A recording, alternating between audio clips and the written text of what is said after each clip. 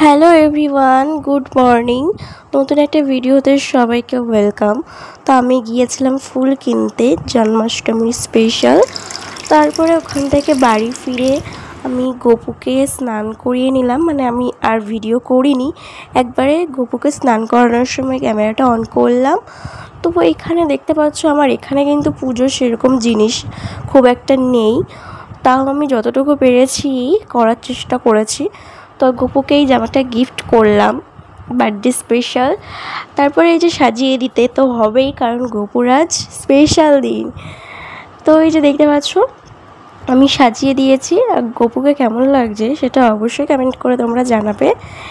এবার দেখো যেই চুলটা আমি পরিয়ে দিলাম পুরো লুকটা কিন্তু চেঞ্জ হয়ে গেল, তাই না? তোমরা কারা কারা জন্মাষ্টমী করলে কমেন্ট করে জানাবে। এই যে দেখতে পাচ্ছ পুরো লুকটা কিন্তু আমার এখানে চেঞ্জ হয়ে গেছে, আমি পুরোপুরি সাজিয়ে দিয়েছি।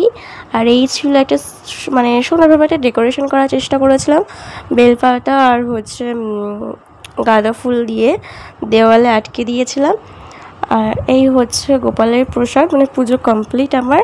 তো তোমাদের কেমন লাগলো আর কেমন লাগছে সেটা কমেন্ট করে জানাবে। হরে কৃষ্ণ, বাই বাই।